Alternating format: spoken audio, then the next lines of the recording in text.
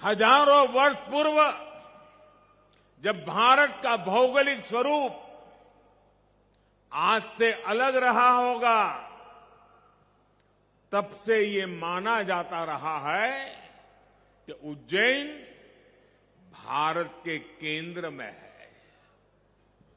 एक तरह से ज्योतिषीय गणनाओं में उज्जैन न केवल भारत का केंद्र रहा है, बल्कि ये भारत की आत्मा का भी केंद्र रहा है। ये वो नगर है जो हमारी पवित्र 7 पुरियों में से एक गिना जाता है। ये वो नगर है जहां स्वयं भगवान कृष्ण ने भी आकर शिक्षा ग्रहण की थी। उज्जैन ने महाराजा विक्रमादित्य का वो प्रताप देखा है जिसने भारत के नए स्वर्ण काल की शुरुआत की थी। महाकाल की इस धरती से विक्रम संवत के रूप में भारतीय काल गणना का एक नया अध्याय शुरू हुआ था।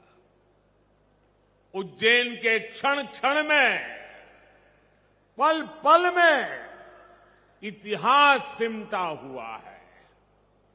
कण कण में आध्यात्म समाया हुआ है और कोने कोने में ईश्वरीय ऊर्जा संचारित हो रही है। यहां काल चक्र का 84 कल्पों का प्रतिनिधित्व करते 84 शिवलिंग है।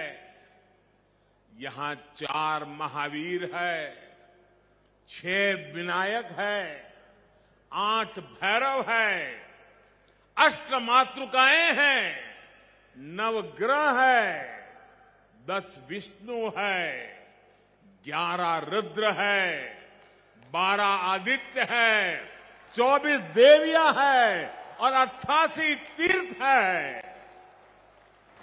और इन सबके केंद्र में राजाधिराज कालाधिराज महाकाल विराजमान है।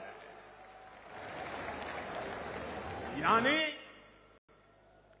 एक तरह से हमारे पूरे ब्रह्मांड की ऊर्जा को हमारे ऋषियों ने प्रतीक स्वरूप में उज्जैन में स्थापित किया हुआ है। इसलिए उज्जैन ने हजारों वर्षों तक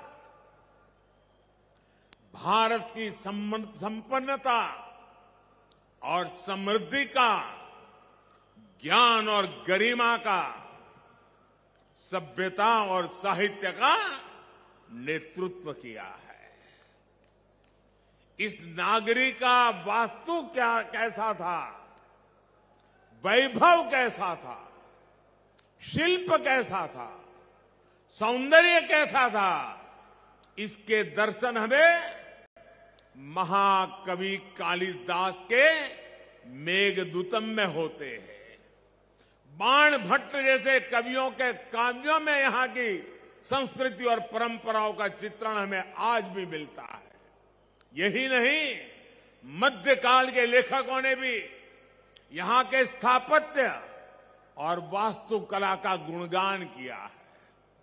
भाइयों और बहनों, किसी राष्ट्र का सांस्कृतिक वैभव इतना विशाल तभी होता है जब उसकी सफलता का परचम विश्व पटल पर लहरा रहा होता है। और सफलता के शिखर तक पहुंचने के लिए भी ये जरूरी है कि राष्ट्र अपने सांस्कृतिक उत्कर्ष को छुए, अपनी पहचान के साथ गौरव से सर उठा करके खड़ा हो जाए। इसलिए आजादी के अमृत काल में भारत ने गुलामी की मानसिकता से मुक्ति और अपनी विरासत पर गर्व जैसे पंच प्राण का आह्वान किया है।